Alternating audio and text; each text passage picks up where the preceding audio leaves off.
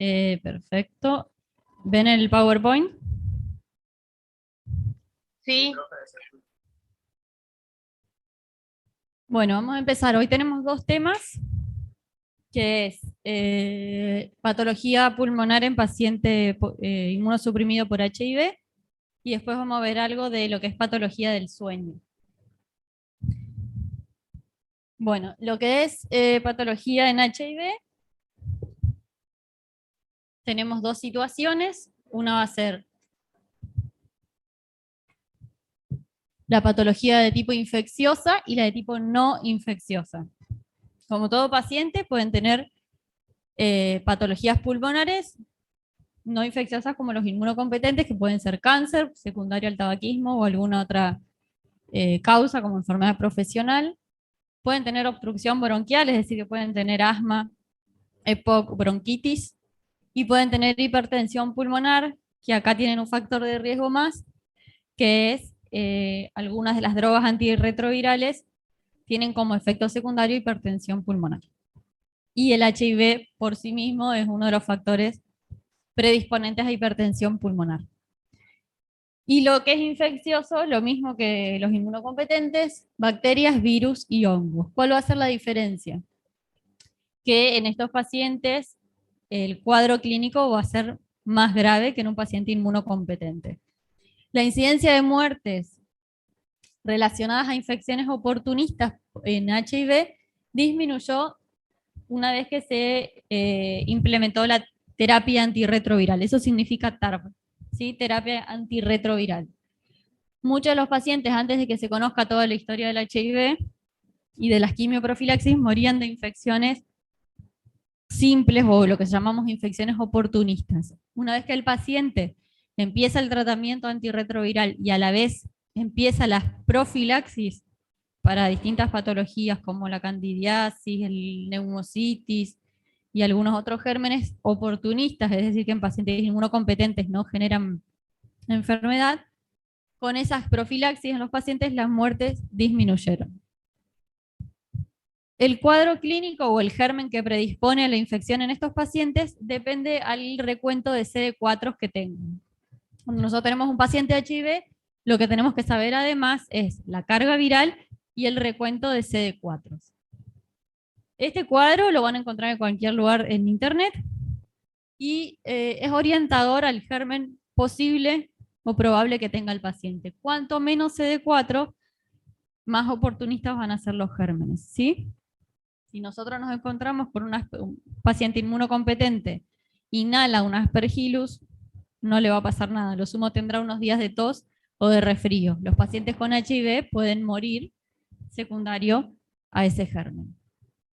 Entonces, de acuerdo al recuento de CD4, va a ir variando los gérmenes. El compromiso pulmonar va a ser igual que en inmunocompetente, con un cuadro clínico más grave. Siempre tenemos que evaluar el origen del HIV, si es reciente, si es de larga data, si tiene antecedentes de infecciones respiratorias o si ese es el debut de un HIV, si tuvo infecciones oportunistas o si lo que tiene ahora es una infección oportunista y ahí diagnostico el HIV, si recibe profilaxis para las infecciones, para las enfermedades oportunistas, y en la radiografía lo que puedo encontrar va a ser nódulos, infiltrado difuso o consolidación. No hay cosas diferentes. Neumonía, la neumonía clásica puede ser por neumococo, por influenza, por pseudomonas, por un estáfilo, pero va a tener un curso más agresivo. Es decir, que en un paciente de 30 años inmunocompetente, un estrepto puede dar un bloque neumónico. En estos pacientes capaz que da bloque neumónico, derrame e insuficiencia respiratoria. Pero es similar. Lo que tenemos que prestar atención es a los gérmenes, o los que tenemos que sospechar son los gérmenes menos frecuentes o los que vamos a ver en estos pacientes. ¿Qué gérmenes tenemos? Uno que solemos encontrar es la nocardia. La nocardia se va a dar cuando el paciente tenga menos de 200 CD4. Suele estar asociados a lesiones en piel o lesiones en sistema nervioso. Es decir, que el paciente no va a venir solo por el cuadro respiratorio, sino que puede tener un cuadro meningio, o un cuadro tipo dermatológico. A nivel del pulmón, la nocardia genera una consolidación como si fuese un bloque y después se va a cavitar. Eso como que se empieza a abscedar. Entonces empieza como un nódulo y si yo a los días siguientes hago otra imagen, puede estar cavitada. El diagnóstico es por aislamiento, es decir, que el paciente o expectora y lo saco por esputo o mediante un lavado broncoalveolar, que sería lo más efectivo, o por una biopsia. Y es VAR positivo, esa es la tinción. No es como la tuberculosis que es VAR, sino que este es VAR, es bacilo ácido resistente. Este es el método de tinción. Y el tratamiento en estos pacientes es más prolongado, suelen ser de 6 a 8 semanas, y en este caso vamos a usar trimetroprima y sulfametoxazol.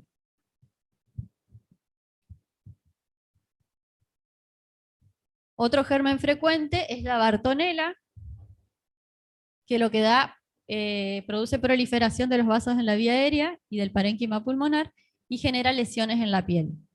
Puedo encontrar un nódulo, ya sea único o múltiple, y va a estar asociado a adenopatías en el mediastino. El Rhodococcus, que también va a estar cuando el paciente tenga menos de 200 CD4, es una neumonía, un poco es subaguda, ¿sí? No es tan grave como las anteriores, y suele estar asociada a lesiones cavitadas y a derrame pleural, es decir, que cada vez que encontremos una cavidad, vamos a pensar en tuberculosis número 1, pero si el paciente es inmunosuprimido por HIV y encima tiene menos de 200 CD4, tengo que empezar a pensar nocardia, Rhodococcus, o sea, entran en juego más gérmenes. Y también el antibiótico es prolongado y combinado. Eso en cuanto a bacterias. Lo que es importante en estos pacientes son las micosis, que se ven frecuentes. Las micosis tenemos el criptococo, que ya lo habrán visto en micro. El criptococo da compromiso pulmonar, que puede dar una consolidación o puede estar asociado a derrame. Y el histoplasma, que da una infección diseminada, está asociada a las lesiones en piel y es inespecífica. Fíjense que este paciente viene a la consulta por lesiones en piel asociadas a tos y fiebre, y el diagnóstico final fue un histoplasma. Si vemos la radiografía y pensamos que es una radiografía, digamos, común de una consolidación o una radiopacidad en la base derecha, tiene algo infiltrado en el lado izquierdo, lesiones en piel, puedo hacer el diagnóstico haciendo biopsia de la piel o haciendo un lavado broncoalveolar. Aspergilosis, esto cuanto ya tiene que tener menos de 50 CD4 para que le produzca enfermedad, y este hongo puede manifestarse de 3 formas. De forma invasiva, que es la más frecuente, que va a generar necrosis tisular, ¿sí? Eso sería como lo más grave.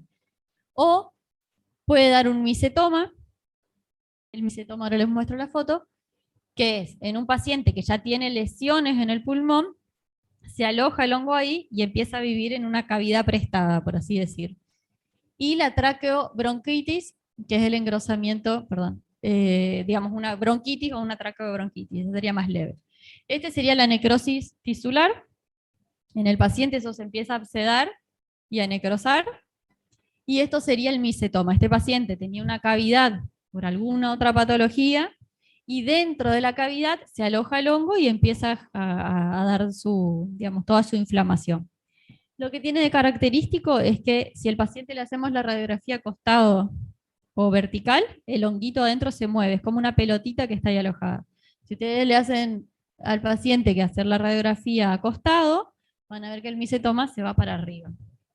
¿Sí? Se mueve adentro de la cavidad.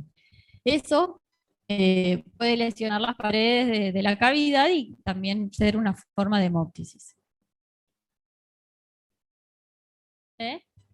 No, no tiene nivel hidroaéreo, porque es una cavidad que ya tiene aire adentro y el hongo se aloja ahí.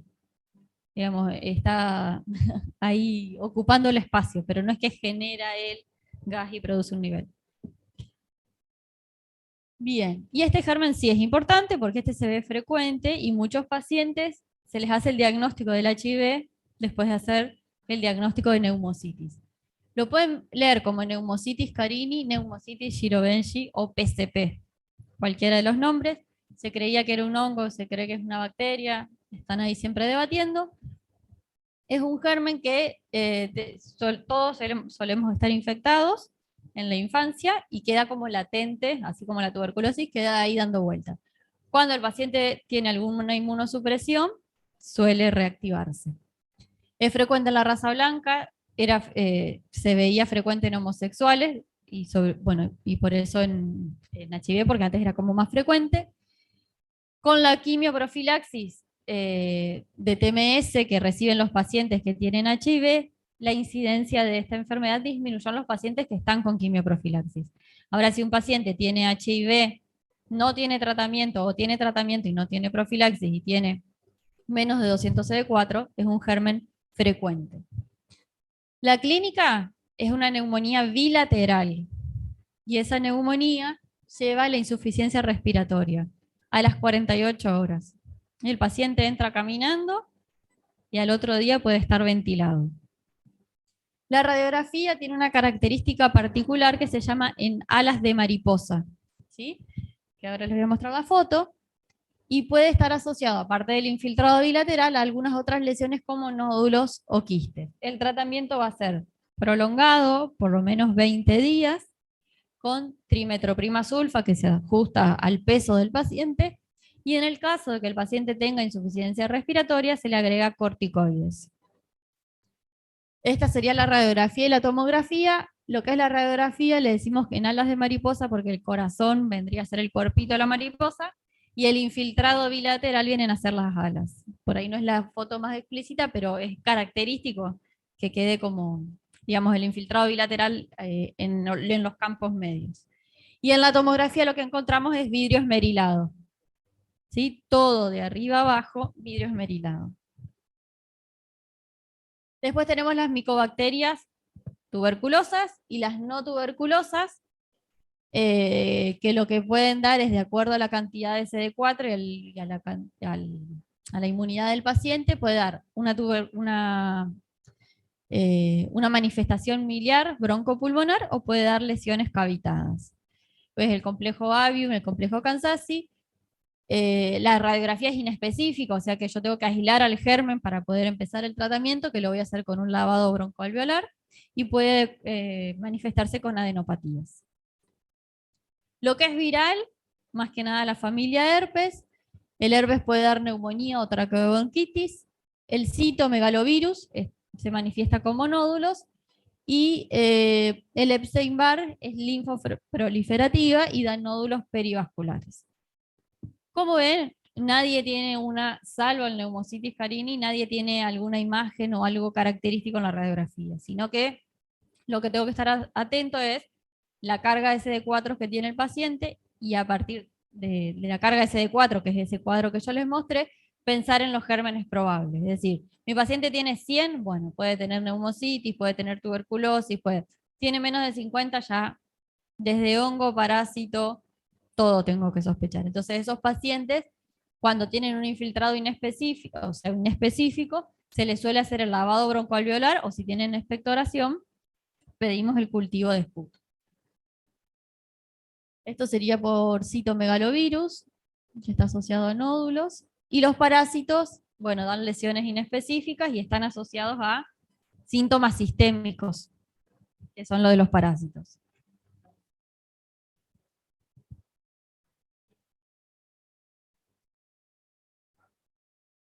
No, tenés que poner, el esputo es muestra de esputo, cultivo de gérmenes comunes, o cultivo micológico, y tenés que aclarar paciente inmunosuprimido, tanto CD4, para que, a ver, si tiene menos de 50 CD4, que empiecen a estudiar el Aspergillus. Si tiene menos de 100, que empiecen a estudiar otros, ¿sí? Sí.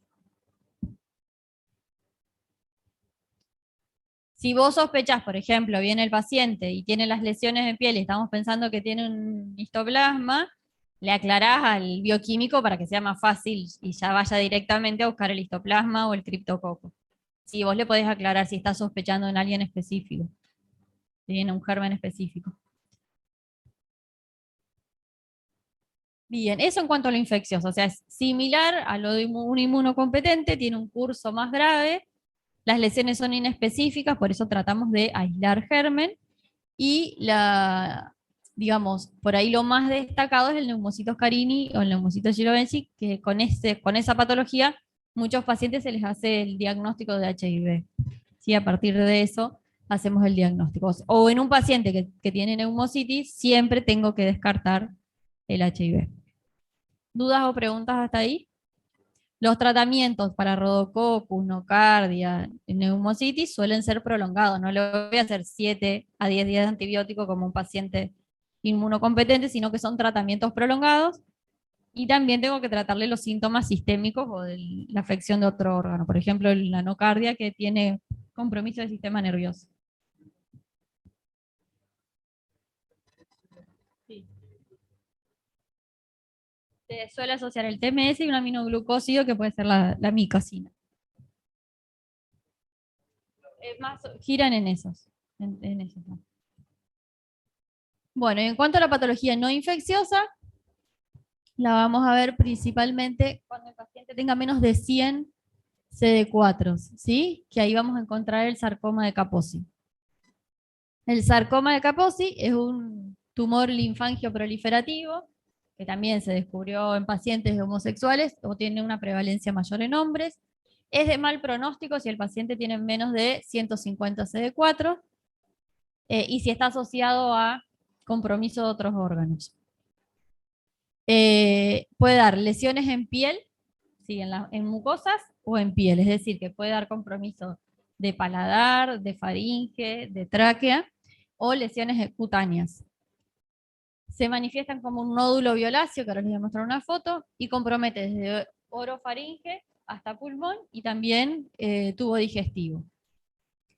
Lo que es compromiso de tubo digestivo y de pulmón, o sea, la parte de mucosas, precede al cutáneo o al visceral. Hay pacientes que se les hace una fibrobroncoscopía y ya encontramos las lesiones en tráquea sin que haya manifestaciones, por así decir, sistémicas, ¿sí? Se suele manifestar ante las mucosas. Y da compromiso intersticial, más que nada en campo medio, en lóbulos medios e inferiores. Esas son las lesiones, son características, son como pápulas de color violeta. No son ni roja, ni es violeta el color, se les llama pápulas violáceas. Cuando ven eso, hay que sospechar. Eso se hace, el diagnóstico se hace con biopsia. En pulmón, da compromiso del parénquima, como infiltrado y nódulos. Y en la tráquea lo que voy a encontrar cuando hago la fibrobroncoscopía son como todas esas lesiones que se llaman rojo violáceo, ¿sí? Obviamente que no debería tener ninguna lesión en la tráquea. Cuando empiezo a encontrar esto en un paciente inmunocomprometido, tengo que hacer una biopsia para diagnosticar o descartar sarcoma de Kaposi. Otra patología que pueden tener estos pacientes es el linfoma, también cuando tienen menos de 100 CD4. Da imágenes más que nada de tipo nodular y en los segmentos basales. Y nada más que eso, ¿sí? Es un tema cortito, pero que tenemos que saber, o por lo menos sepan distinguir qué gérmenes tengo que sospechar en un paciente que tiene menos de 200 CD4. La patología es la misma que en un inmunocompetente, solo que cambia por ahí el tratamiento, el tiempo de tratamiento y ¿cómo? ¿Alguien dijo algo? No. Eso, ¿sí? O sea, sospecho gérmenes por ahí menos frecuente en estos pacientes. ¿Alguna pregunta?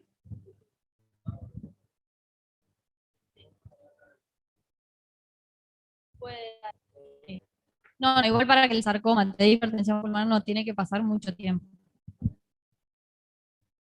Bueno, sí.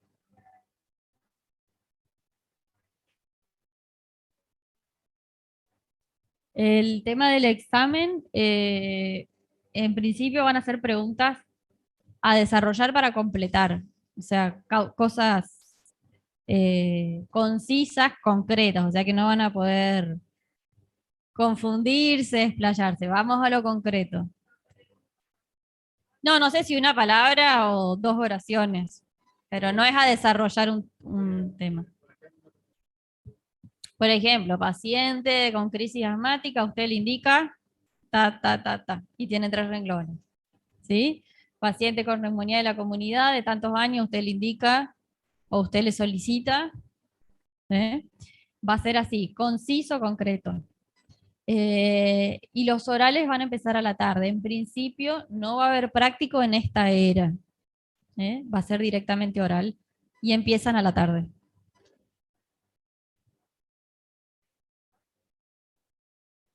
Suele ser el 60%, no sé cuánto va a ser. El 60% de 10, por lo menos 11 tienen que hacer. Y eso equivale a un 4. Por lo menos era así hasta el año pasado. No sé si hubo algún cambio. ¿Vamos? Bueno. Último tema. Estén atentos porque hubo temas que no se dieron, que fue, a ver, TEP e hipertensión pulmonar no entran en la era. Quedó el tema de mal de altura y el de inmersión ahogado. Posiblemente los den el martes, si es que el doctor puede. Pero esos temas entran, ¿sí? Bueno, y el último tema, por lo menos que les voy a dar yo, es la patología de sueño.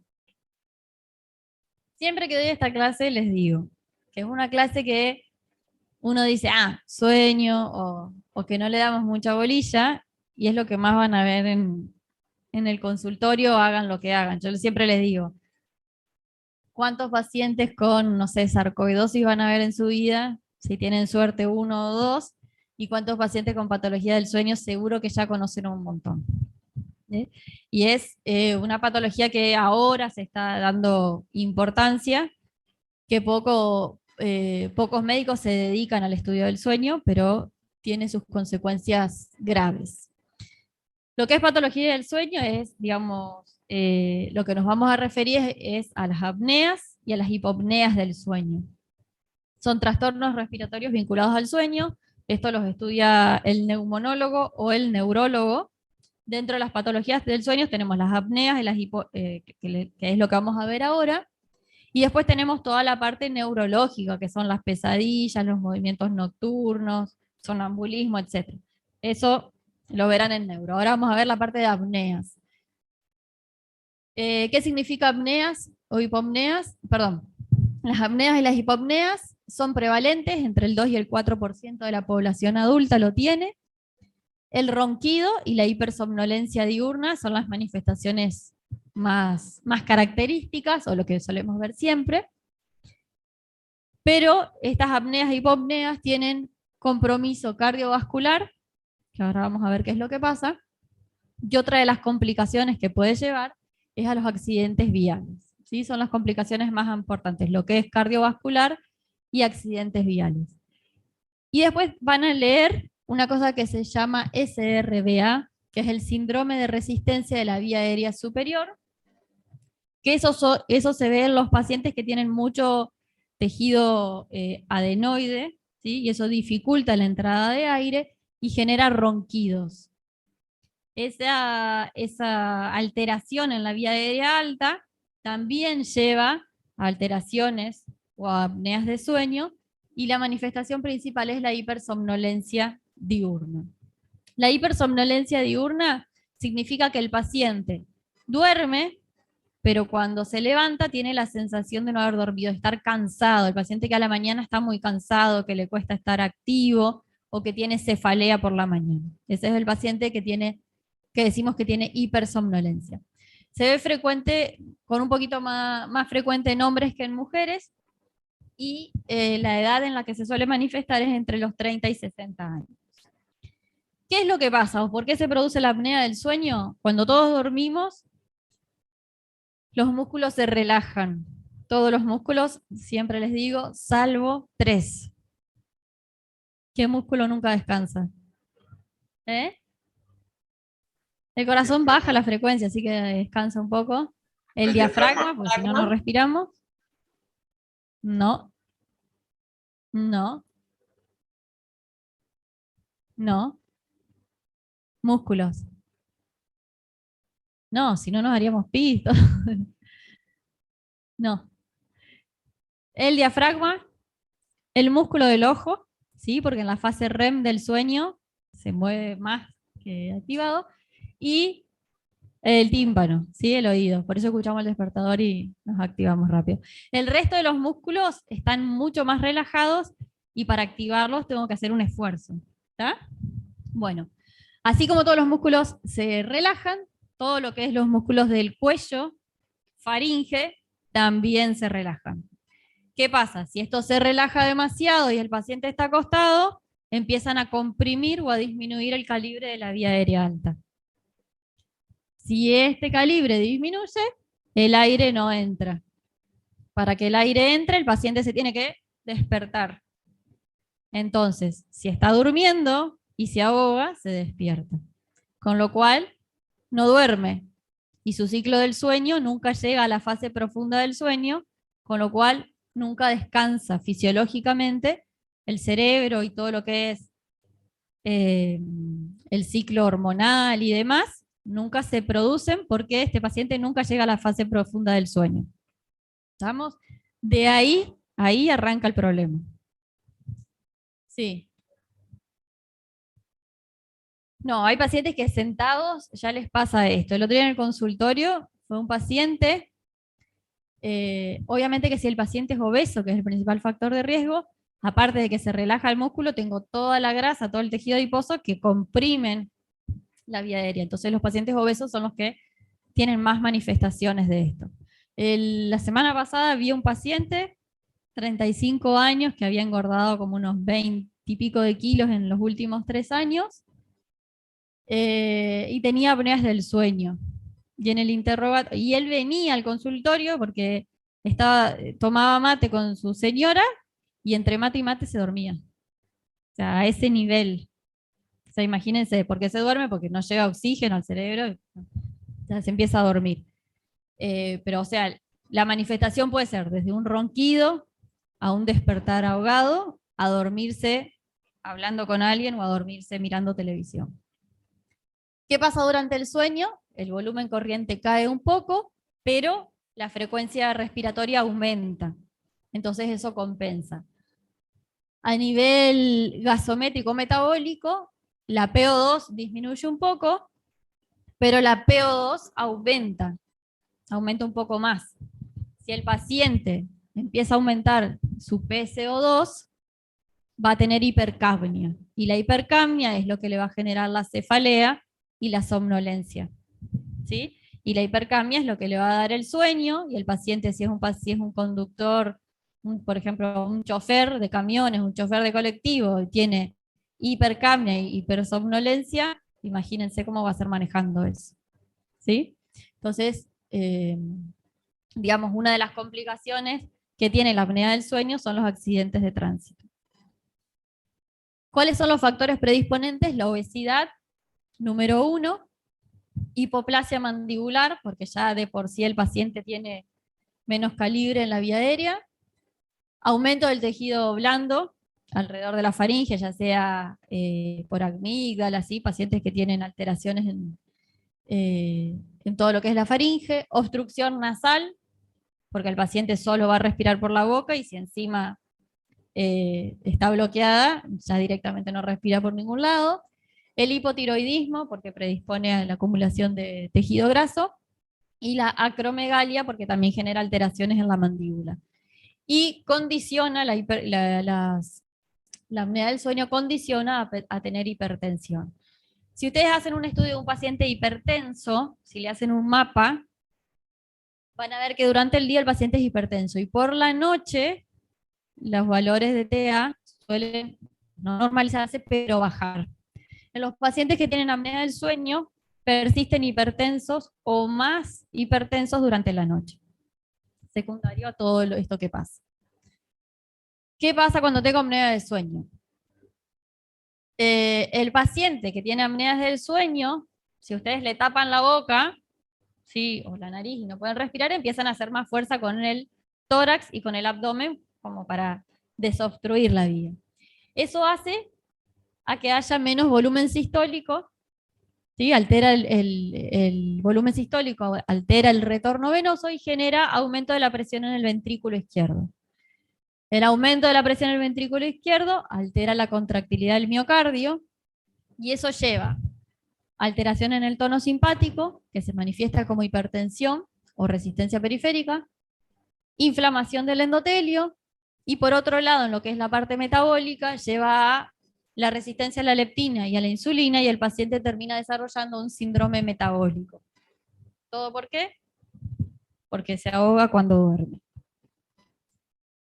Bien, ¿cuál va a ser la clínica? Las manifestaciones durante el día van a ser la hipersomnolencia, el paciente que dijimos que queda con sueño, con sensación de no haber descansado, y eso se debe, como les dije, a la fragmentación del sueño y a los microdespertares. Por más de que el paciente no se despierte, no abra los ojos, fisiológicamente la apnea le lleva a hacer esfuerzos que hacen que su cerebro, que estaba descansado, se active. Y lo otro que tiene es alteración cognitiva. Es el paciente que le cuesta concentrarse o se empieza a olvidar de las cosas.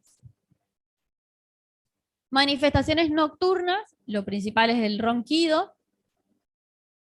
que no es un ronquido común, sino que es un ronquido irregular y muy grave. No sé si les pasó por ahí viajando alguna vez en colectivo, están esos pacientes que empiezan a roncar, roncan cada vez más, y de repente no respiran, y uno no sabe si se murió, y después vuelven a... ¿sí? Esa es la tonalidad del ronquido, no es el ronquido clásico. Y lo otro, que no nos va a relatar el paciente, sino que nos va a contar el que lo acompaña, el paciente, el que acompaña al paciente, porque eso no se da cuenta. Puede tener apneas relatadas por el acompañante, es decir, lo codeo porque no sé si se murió, ¿sí? ¿Qué pasa? Sueño agitado, el paciente nos cuenta que sueña que le tapan la boca, que se está ahogando, que tiene una almohada en la cara. Eso se manifiesta siempre.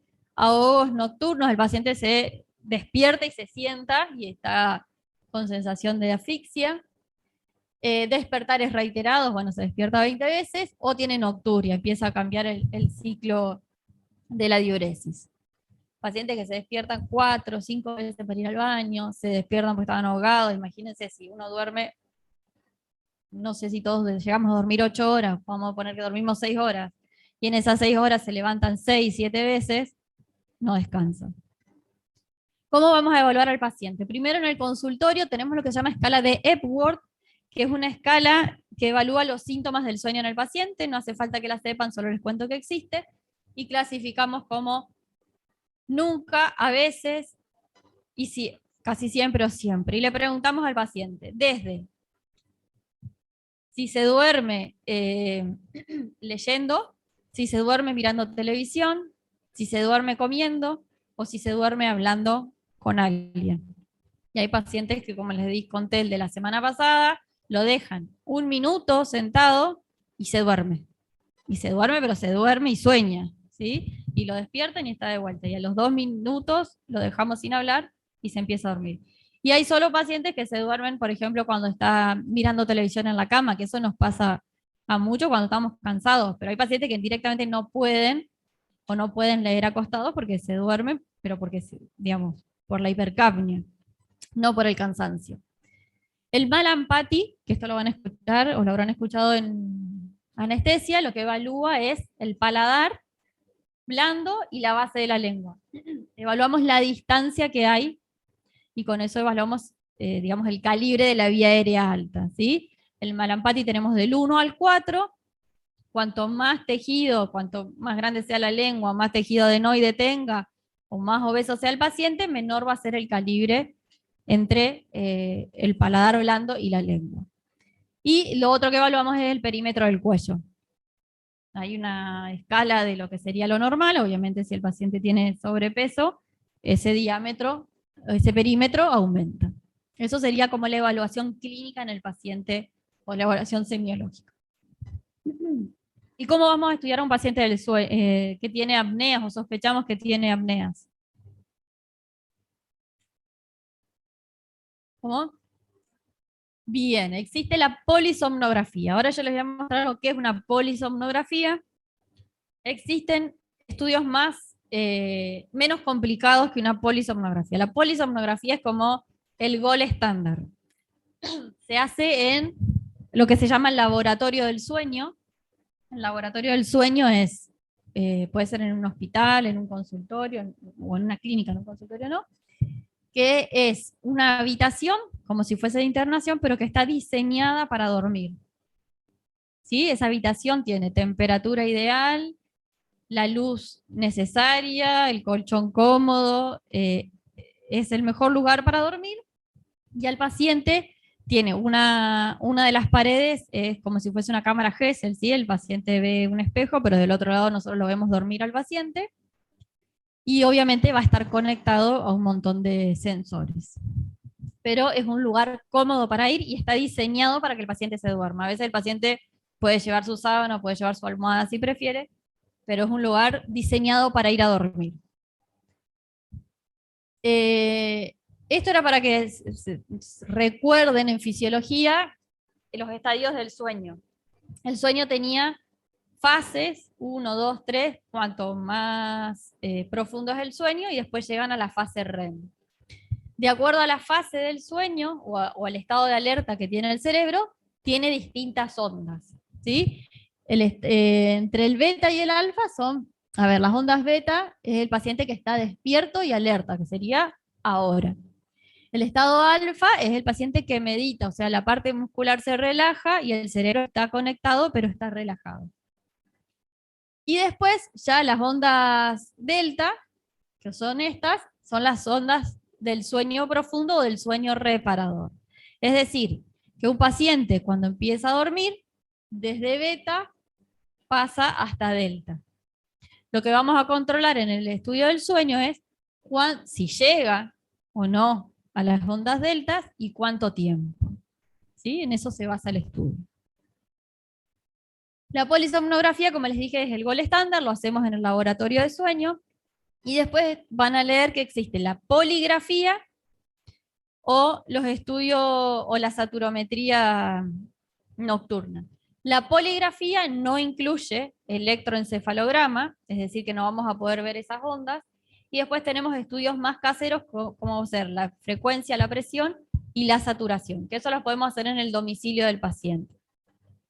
Otra cosa que se está haciendo ahora es que la poligrafía, no la polisomnografía, la polisomnografía la usamos más que nada cuando el paciente además tiene alteraciones neurológicas, como ser movimientos involuntarios o pesadillas. En esa se usa sí o sí la polisomno, si no con una poligrafía nosotros nos alcanza. Les iba a decir que ahora los aparatos vienen con conexión Wi-Fi, entonces en lugares donde no hay laboratorio de sueño, le damos todo el aparato al paciente, lo conectamos en la casa y lo dejamos dormir en su habitación, y por Wi-Fi se sigue todo el estudio, que es más cómodo. Bueno, ¿qué señales o qué vamos a estudiar en el paciente? El electroencefalograma, que vamos a ver las ondas, electrooculograma y electromiograma, que le vamos a poner el sensor en el mentón. ¿Sí? De acuerdo a esas cosas vamos a ver las ondas de sueño con esos tres. Y después tenemos todo lo cardiorrespiratorio, que es lo que incluyen los otros estudios que no evalúan lo neurológico. Evaluamos flujo aéreo, o sea que tiene un sensor en nariz y en boca. Movimientos o esfuerzos respiratorios, es decir, que le vamos a poner al paciente un cinturón o una faja en el tórax y otra en el abdomen para ver los movimientos durante la noche, el esfuerzo que va a hacer para respirar. Saturación, un micrófono que va al lado de la cama para captar los ronquidos o si habla, electrocardiograma y un sensor en las piernas para saber si se mueve. Más o menos se conecta así el paciente. Aunque no lo crean, todo eso es cómodo, o sea, está diseñado para que el paciente se mueva y duerma en su habitual y no se enriede ni haya ruidos de la máquina. ¿Qué vamos a diagnosticar? Apneas. ¿Qué es apnea? Apnea es la ausencia de flujo buconasal por más de 10 segundos. Es decir, que el sensor que va en la nariz y va a captar si entra y sale aire por la nariz, durante más de 10 segundos no sensa nada. Ahí decimos que el paciente tiene una apnea. La apnea puede ser obstructiva o central. La apnea obstructiva es porque hay una obstrucción. El paciente se relajó, el tejido hace compresión de la vía aérea alta, entonces no puede respirar. Entonces, ¿qué va a pasar? ¿O qué voy a ver yo cuando el paciente tenga una apnea obstructiva? No va a haber flujo aéreo. ¿Y qué va a pasar con la faja del tórax y del abdomen? Van a empezar a aumentar el movimiento, porque el paciente se empieza a mover para desobstruir la vía aérea, cuando todo eso debería estar relajado. ¿Sí? Entonces, la apnea obstructiva, o sea, tengo apnea, no tengo flujo de aire y tengo movimientos en tórax y abdomen. Claro, pues se ahoga, entonces empieza como a moverse para salir de esa situación. Y la apnea central, tengo apnea, pero no hay movimientos en tórax y abdomen. Entonces, eso es otra patología. Y puedo tener una apnea mixta. Puedo tener una apnea central y después de un rato el paciente empieza con los movimientos. Pero eso no importa, eso solo para contarles. Y después tenemos otra cosa que se llama hipoapnea. En la apnea dijimos que no hay flujo durante más, como mínimo, por 10 segundos. La hipoapnea, hay una reducción en el flujo de aire, ¿sí? Hay, pero es poco, por más de 10 segundos. O hay una reducción en el flujo de aire, pero la saturometría baja 3 puntos, es decir, el paciente venía saturando 97 y empieza a saturar 91. O hay un microdespertar. Un microdespertar es que el paciente se mueve o que las ondas que estaban en delta suben a beta.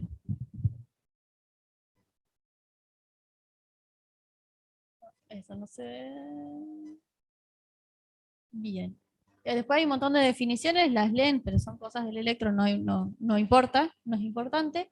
Y sí, las apneas o hipopneas posicionales son pacientes que en alguna posición, por ejemplo, vieron que cuando uno se acuesta boca arriba suele roncar y estando de costado no. Entonces, en esos pacientes, lo que se les hace cuando rotan, se desaparecen todas las apneas. Entonces, en ese paciente, el tratamiento va a ser decirle que duerma de costado. Pero puede pasar que haya apneas que sean posicionales. ¿Qué vamos a medir de todo esto que estamos evaluando? El IPR, que es el índice de perturbación respiratoria. Y eso significa la cantidad de apneas e hipoapneas que tiene el paciente en una hora. Eso es lo que medimos. Apneas o hipoapneas que hay en una hora. Lo medimos. Y otra cosa que se mide es el tiempo total de registro, que es desde que el paciente se acuesta hasta que se levanta. ¿Sí? Puede ser que el paciente se acuesta y se duerme a la hora, o puede ser que el paciente se acueste y a los 2 minutos ya se durmió. Entonces, tiempo total de registro, que esto incluye las veces que se despertó, que se volvió a dormir, y el tiempo total de sueño, que es, medimos cuántas veces el paciente llegó al sueño profundo. ¿Sí? A veces el estudio, el estudio se hace obviamente de noche, no lo voy a citar al paciente a las 4 de la tarde porque no se va a dormir.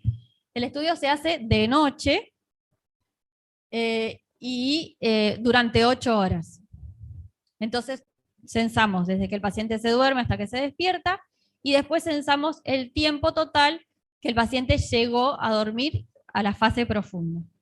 Puede ser que el paciente haya estado 8 horas, el registro incluyó 6 horas porque estuvo 1 hora y media despierto o dando vueltas, y de sueño profundo haya tenido 1 hora. ¿Está? Esos son solamente definiciones. Y este sería como el informe que vemos, sería como el papelito del electro, pero de la polisomnografía. Arriba tenemos todo lo neurológico, ¿sí? Tenemos el electro de los ojos, el electro del mentón y el electroencefalograma. Acá lo que tenemos que ver es que siempre haya ondas delta, que son las del sueño profundo.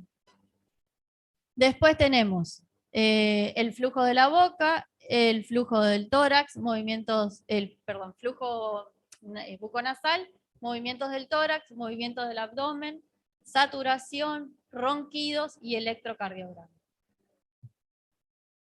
Cuando el paciente llega a la onda delta, al sueño profundo, no tiene que haber ondas ni en el tórax ni en el abdomen, la saturación tiene que ser normal, no tiene que haber ronquidos, obviamente no tiene que haber supra e infradesniveles, y estamos en onda delta. Cuando el paciente empieza con una apnea, la saturación empieza a caer, estas ondas del tórax y del abdomen empiezan a aumentar la frecuencia, las ondas del sueño de delta se pasan a ondas de paciente despierto, y van a ver que, ¿cómo es que se llama? Empiezan los ronquidos más fuertes hasta que se despierta el paciente, ¿sí? Y eso lo censamos por hora cuántas veces pasa. De 0 a 5 veces sería normal, ¿sí? Es normal que nosotros 5 veces por hora nos despertemos, ¿sí? Se toma como normales. Ahora, hay pacientes que lo hacen más de 30 veces en una hora. Ese es el paciente, obviamente, súper grave, ¿sí? ¿Pero por qué? Porque pasa porque algunos tenemos apneas posicionales, o nos despertamos porque estamos en una posición incómoda, entonces el cuerpo se empieza a mover, no porque nos estemos ahogando, ¿sí? Sino que por otra cuestión salimos de la onda delta. Hasta 5 veces sería normal, o se considera normal. Obviamente más de eso, y cuanto más, más veces tengamos, o sea, más de 30, sería el estadio más severo. O puede pasar que el paciente no se despierte, pero que tenga alteraciones en el electrocardiograma, que empiece con arritmias o con supra o infradesniveles, o que la saturación baje mucho. Eso sería otro criterio de gravedad. Bueno, eso es todo lo que evaluamos, que es lo que les conté recién. ¿Y cuál sería el tratamiento para estos pacientes? ¿Mm? El CPAP, sí, solo lo vamos a dar a determinados pacientes. Bien, si es paciente obeso, lo primero que le vamos a decir, señor, tiene que bajar de peso. ¿Qué más? Bien, que no duerma boca arriba. ¿Y cómo se va a dar cuenta de que no puede dormir boca arriba? ¿Cómo hacemos para que el paciente no duerma boca arriba? Bien, le ponemos una almohada. Yo tuve pacientes que dormían con una mochila puesta. Entonces cuando se ponían boca arriba, ya les incomodaba y giraban. O si no, se ponen una almohada para no poder girar, o está la de poner unas pelotitas de tenis, coser en un bolsillo con unas pelotitas de tenis, entonces cuando el paciente se da vuelta, le queda incómodo y vuelve a girar. Y si no, está el que duerme al lado que lo codea. Pero bueno, para que el paciente se acostumbre hay un montón de técnicas. Bajar de peso, seguimiento nutricional, tratamiento farmacológico no hay, no es que le vamos a dar un clonazepam y va a dormir mejor, sino que al revés, peor, estos pacientes no les den benzodiazepinas porque relajan más y más CO2 van a tener, con lo cual más síntomas de hipersomnolencia y cefalea, posibilidad de arritmias, ACV van a tener. Para respirar. ¿Está? No le vamos a dar nada para dormir. Salvo que su apnea de sueño esté relacionada al hipotiroidismo o estén en insuficiencia cardíaca y eso genere las alteraciones. Solo en casos puntuales. Si no, no tiene tratamiento farmacológico. El tratamiento va a ser el CPAP. Si alguna vez escucharon, leyeron. El CPAP es cómodo, no es como esa foto que ven a la izquierda, no se imaginen que el paciente duerme atado, sino que es súper cómodo. Es un aparatito como si fuese un nebulizador que no hace ningún ruido, obviamente, porque está diseñado para dormir. Y tiene, por lo general, máscara nasal, es decir, que el paciente no está con la boca tapada. La opción número 1 es la máscara nasal. Y obviamente todo esto es de silicona y le permite al paciente ponerse en la posición que quiere y no le molesta. Hay pacientes que duermen con la boca abierta por cuestiones anatómicas o de que fisiológicas, que siempre durmieron así. Entonces en esos pacientes elegimos la máscara buconasal, que sería la de la izquierda. pero parece raro para dormir, pero cuando el paciente lo prueba, no lo deja, ¿sí? Porque le cambia tanto el sueño y el descansar que se adaptan enseguida. Y hay un montón de modelos de máscara, no es que es universal, sino que cada paciente se prueba el tamaño de máscara que necesita. ¿Cómo hacemos para indicarle el CPAP? Al paciente lo hacemos dormir en el laboratorio de sueño, evaluamos las apneas y hipopneas que tiene, y lo hacemos ir otro día, o lo hacemos, o a veces lo que se hace es que duerma 6 horas, y si tiene muchas apneas, el tiempo restante del estudio ya se lo hago con un CPAP puesto. Pero lo que me fijo es a qué nivel tengo que setear el CPAP para que genere la descompresión. ¿Qué hace el CPAP? El CPAP es un sistema de presión continua en la vía aérea, eso significa. Se usa para para ayudar a la ventilación del paciente, y lo que hace es agregar presión positiva a un paciente que respira espontáneamente. Es decir, a un paciente que está en coma, que está sedado, esto no le sirve. Esto es para el paciente que respira en forma voluntaria. No aporta oxígeno, solo aporta presión, ¿sí? Entonces, el paciente que tiene la obstrucción, como en la foto de la izquierda, que está todo bloqueado porque la lengua se cae, la faringe se relaja, le ponemos la mascarita y lo que hace es, al aire de ambiente, lo presuriza y lo manda con más fuerza. ¿Sí? Como si yo le pusiera el émbolo de una jeringa, va aire, pero con más fuerza. Entonces, esa presión desbloquea todo lo que está comprimido y el aire pasa normal. El nivel de presión se setea según cada paciente. El objetivo de usar CPAP es buscar el nivel de presión que anule todos los eventos respiratorios y normalice la estructura del sueño. Se lo vamos a indicar a pacientes que tengan un IPR, ¿sí? Un índice de perturbación mayor a 30. Al que más de 30 veces por hora tenga apneas o se despierte. O si tiene un IPR menor a 30, pero tiene arritmias durante el sueño, tuvo un ACV o tuvo un infarto, porque eso lo asociamos o como secundario a la apnea del sueño, o que durante el día sea muy sintomático y, por ejemplo, sea un chofer de colectivo, un chofer de camiones, ¿sí? Salvo que algo lo indique, pero si no, con un IPR mayor a 30. Hay variantes del CPAP. La más simple es presión continua. Lo seteo a una presión de 15, a una presión de 20, a una presión de 10. Con la tecnología existe el BiPAP. El BiPAP manda una presión cuando inspira y una presión cuando expira. Y el auto CPAP, que es lo mejor para tener, el CPAP va seteando solo de acuerdo a la profundidad del sueño. Hay pacientes que en onda beta necesitan una presión determinada y en sueño profundo necesitan una presión mayor.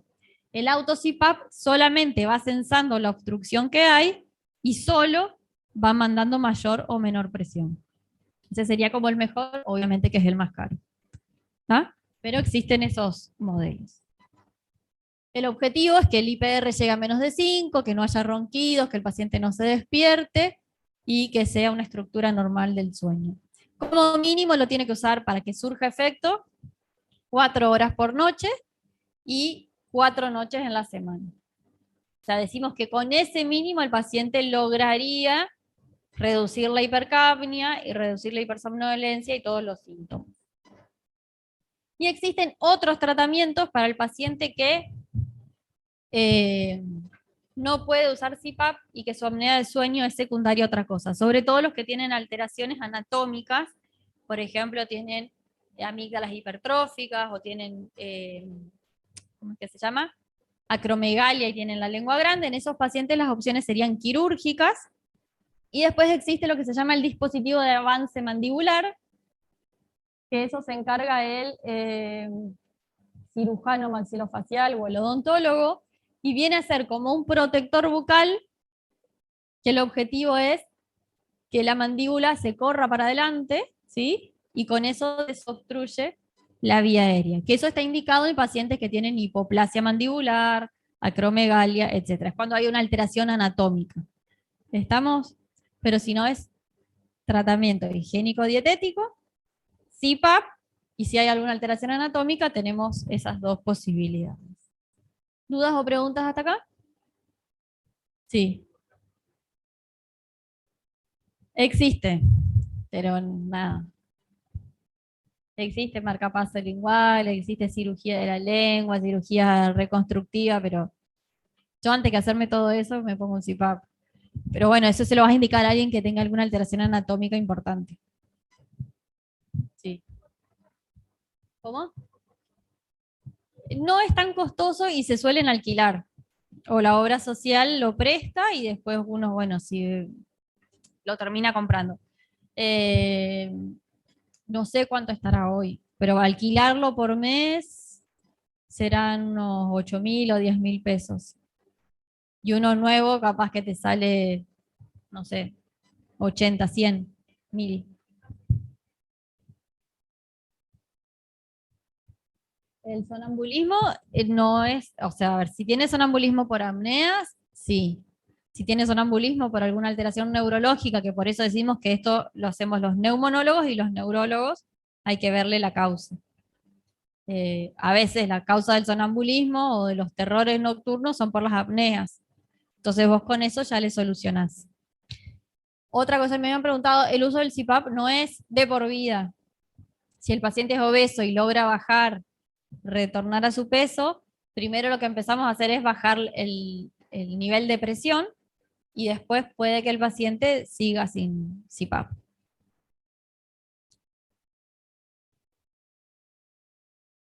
Para saber qué presión ponerle, tenés que hacerlo dormir, o sea, lo mandás otra vez a dormir y el técnico empieza con una presión promedio y si ve que los ronquidos y todo va disminuyendo, le deja esa presión o sube o baja la presión.